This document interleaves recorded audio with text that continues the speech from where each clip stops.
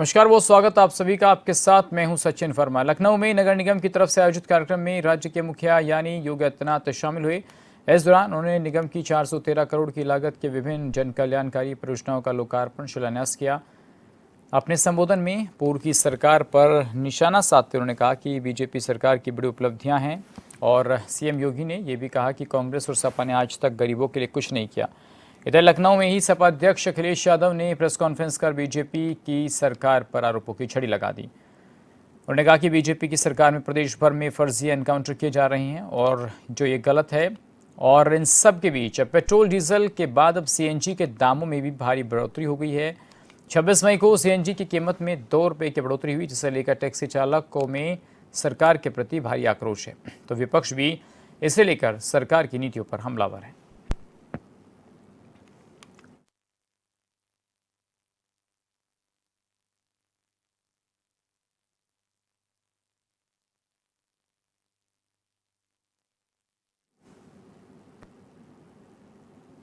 मुख्यमंत्री योगी आदित्यनाथ लखनऊ नगर निगम के सफल 3 साल पूरे होने के उपलक्ष्य में इंदिरा गांधी प्रतिष्ठान में आयोजित भव्य कार्यक्रम में शामिल हुए।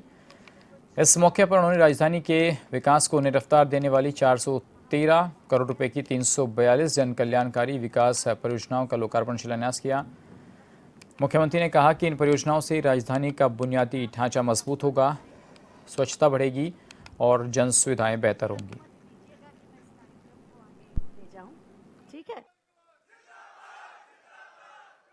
इतना भी जयकारा निकालेंगे, हमें मालूम है आपकी जब केंद्र बिंदु व्यक्ति परिवार नहीं,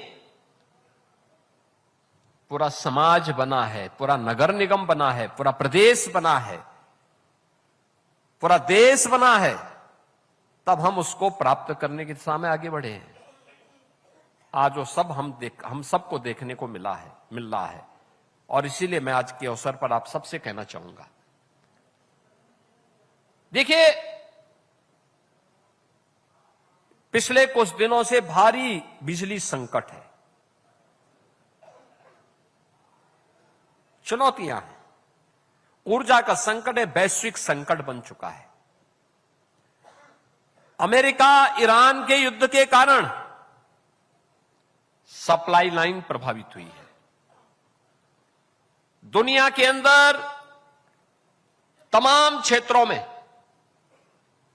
तेल की कीमतें आसमान छू रही हैं। हमारे यहां मुद्दा बनाने का प्रयास किया। जिस अमेरिका के पास अपनी ऊर्जा के स्रोत हैं,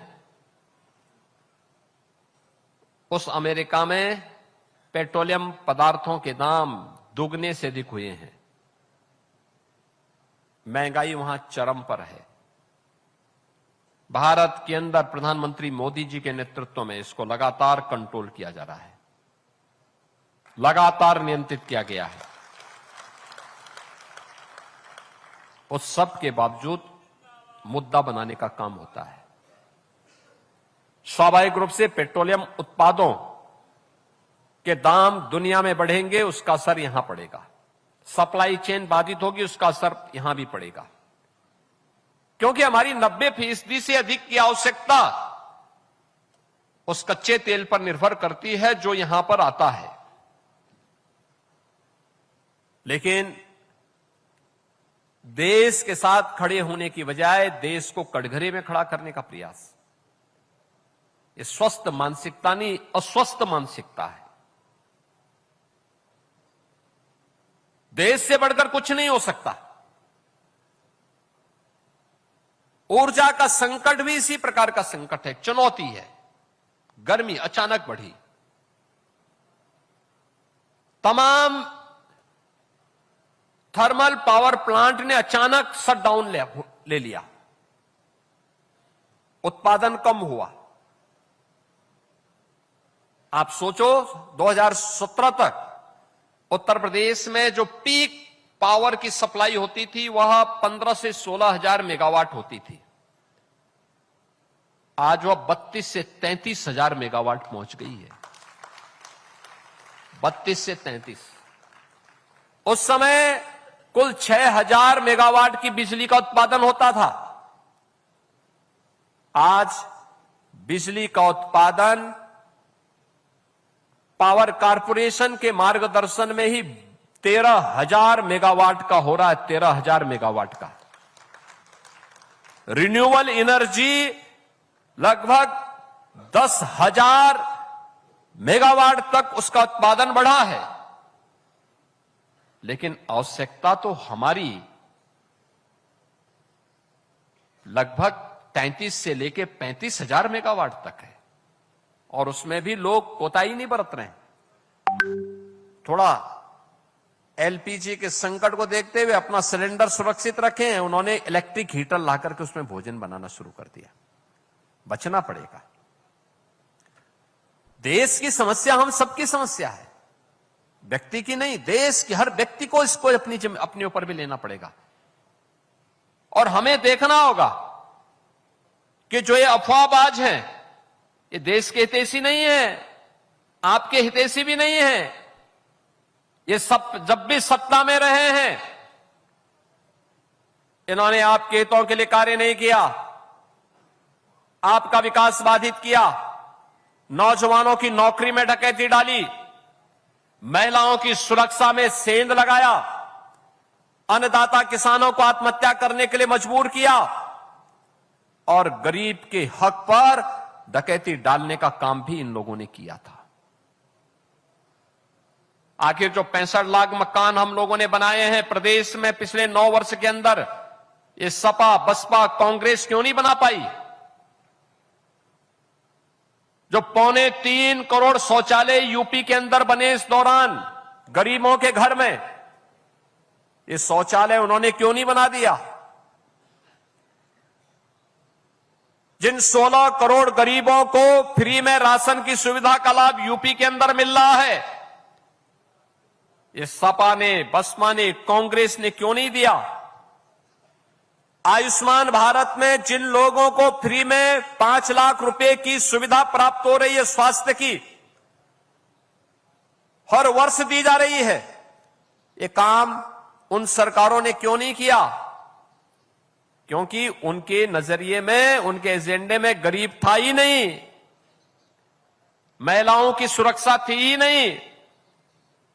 हमने 9 लाख गरीबों, 9 लाख युवाओं को सरकारी नौकरी, हम लोगों ने 3 करोड़ प्रदेश के नागरिकों को प्रदेश के एमएसएमई यूनिट में समायोजन करके स्वावलंबन की दिशा में अग्रसर किया है।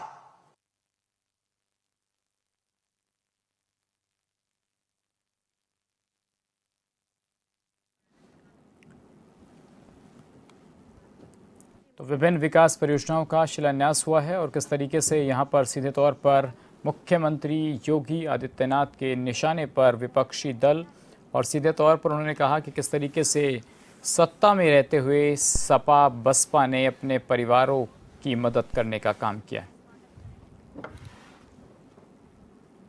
और चलिए बात करते हैं सपा अध्यक्ष अखिलेश यादव की प्रेस कॉन्फ्रेंस की, जहां उन्होंने प्रेस कॉन्फ्रेंस की। उन्होंने उत्तर प्रदेश में हो रहे फर्जी एनकाउंटर को लेकर योगी सरकार पर तीखा हमला बोला। उन्होंने कहा कि ऐसे एनकाउंटर लोकतंत्र और कानून व्यवस्था के खिलाफ हैं, इनसे निर्दोष लोग भयग्रस्त हो रहे हैं, जबकि असली अपराधी पकड़े नहीं जा रहे। उन्होंने एक आरोप लगाया कि पीडीएस समाज को निशाना बनाकर उनकी आर्थिक, सामाजिक और आरक्षण संबंधी हकमारी की जा रही है।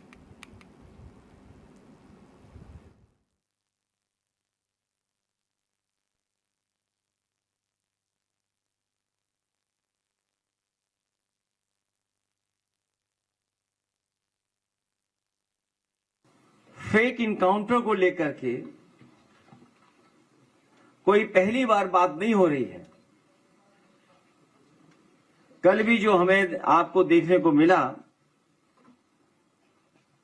लगभग परिवार के लोग ये कहते हैं कि, और जो खबरें आ रही हैं उससे ये लग रहा है कि फेक इनकाउंटर करने की साजिश सरकार लगातार करती रहती है। मैं अपने प्रदेशवासियों से ये कहना चाहता हूं, आज हम एक बेहद खतरनाक और संवेदनशील मुद्दे को उठा रहे हैं, जो हमारे देश की संस्कृति, संविधान, विधान और स्वस्थ सामाजिक सोच के लिए एक चुनौती बन गया है। ये मुद्दा फर्जी इनकाउंटर का है। एक इनकाउंटर को सामान्य रूप से मुठभेड़ कहते हैं। जिस देश की सदियों पुरानी संस्कृति में मुठभेड़ की जगह मेलजोल की बात की हो और पूरी वसुधा को कुटुंब माना हो, वहां ऐसी हिंसक और आपराधिक गतिविधियों के लिए तब तक कोई जगह नहीं हो सकती जब तक कोई इसका जानबूझ करके अपने स्वार्थ के लिए दुरुपयोग न करे।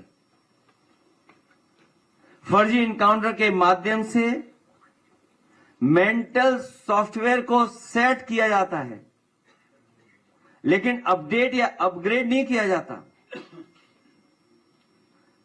बल्कि आउटडेटेड, डाउनग्रेडेड बनाया जाता है। मैं ये बात दोबारा कहता हूं कि फर्जी इनकाउंटर के माध्यम से मेंटल सॉफ्टवेयर को सेट किया जाता है, लेकिन अपडेट या अपग्रेड नहीं किया जाता, बल्कि आउटडेटेड, डाउनग्रेडेड बनाया जाता है। इससे मानस में हिंसा को भरा जाता है, हत्या को जायज ठहराया जाता है और जंगल के जमाने की उस रूढ़िवादी मानसिकता को वापस लाया जाता है जो कहती है कि शक्ति ही अधिकार है, मतलब माइट इज राइट। कभी एक समय पर इस बात को कहा जाता था कि शक्ति ही अधिकार है, माइट इज राइट, जबकि लोकतंत्र में कहा जाता है, कहते हैं कि राइट इज माइट। इसी कारण फर्जी इनकाउंटर लोकतांत्रिक व्यवस्था के विरुद्ध एक बहुत बड़ा षड्यंत्र है, जो संविधान में दिए गए न्याय के राज और सामाजिक न्याय के राज को भी सिरे से नकारता है। फर्जी इनकाउंटर का 1.10वें हिस्से, मतलब 0.1% लोगों को मिली अपनी सरकारी शक्ति का आपराधिक इस्तेमाल करना है। जो सरकार में लोग हैं, जिस तरीके से इस्तेमाल कर रहे हैं अपनी ताकत का, वो कई घटनाओं में हमें आपको देखने को मिलता है। फर्जी इनकाउंटर करने वाले सरकार नहीं, गुनहगार हैं। जिस इनकाउंटर के पीछे चले मर्जी, समझो वो है फर्जी। सच्चाई तो यह है कि मर्जी के हिसाब से फर्जी इनकाउंटर हो रहा है। उत्तर प्रदेश में इनकाउंटर वर्चस्व की धाक जमाने के लिए किए जाते हैं। अपनी धाक बनी रहे, धाक से लोग डरें, इसलिए उत्तर प्रदेश में इनकाउंटर किए जा रहे हैं। उत्तर प्रदेश में भाजपा सरकार इनकाउंटर के बहाने पीडीए को डराकर उसका हक मारना चाहती है। उत्तर प्रदेश में भाजपा सरकार जाति धर्म देख करके इनकाउंटर करवाती है। इससे प्रदेश का सामाजिक सौहार्द बिगड़ता है। फर्जी इनकाउंटर नाकाम सरकार की पहचान है। जो सरकार नाकाम हो जाती है, वो फर्जी इनकाउंटर का रास्ता अपनाती है। फर्जी इनकाउंटर से भाजपा सरकार आम जनता पर मनोवैज्ञानिक दबाव बनाना चाहती है। डर, भय, मनोवैज्ञानिक दबाव बनाना चाह रही है फेक इनकाउंटर के बहाने। फर्जी इनकाउंटर से लॉ एंड ऑर्डर संभलता नहीं है, बल्कि और बिगड़ता है, क्योंकि इससे पुलिस में भ्रष्टाचार फैलता है। फर्जी इनकाउंटर से भाजपा सरकार ने सरकारी स्तर पर एक पूरा अपराध तंत्र खड़ा कर दिया है, जिसमें कई स्टेज पे हमें आपको देखने को मिलता है। फर्जी इनकाउंटर को सही साबित करने के लिए कुछ भ्रष्ट वकील मनगढ़ंत कनपुरिया किस्सा बताते हैं और फिर वो अधिकारियों और सरकार को ही ब्लैकमेल करते हैं। सीएनजी के दाम बढ़ने से देश भर में महंगाई और आम आदमी के बजट पर भारी असर पड़ रहा है। ऑटो टैक्सी और ओला उबर जैसी कैब सेवाओं का परिचालन खर्च बढ़ने से ड्राइवरों की कमाई घट गई है, जिस वजह से कई शहरों में पब्लिक ट्रांसपोर्ट और कैब का किराया बढ़ा दिया गया है और दैनिक यात्रियों का सफ़र महंगा हो गया है। इसके अलावा पेट्रोल डीजल के विकल्प के रूप में सीएनजी कार खरीदने वाले मध्यम वर्गीय परिवारों को भी अब भारी रनिंग कॉस्ट का सामना करना पड़ रहा है, जिसकी वजह से उनकी मासिक बचत पर सीधा असर पड़ रहा है। दूसरा बड़ा असर लॉजिस्टिक्स और रोज़मर्रा की चीज़ों पर देखा जा रहा है। फल, सब्जियां, दूध और राशन की सप्लाई करने वाले अधिकांश छोटे कॉमर्शियल वाहन सीएनजी पर चलते हैं, जिनके ट्रांसपोर्टेशन का खर्च बढ़ने से बाजारों में अहम वस्तुओं की कीमतें बढ़ गई हैं।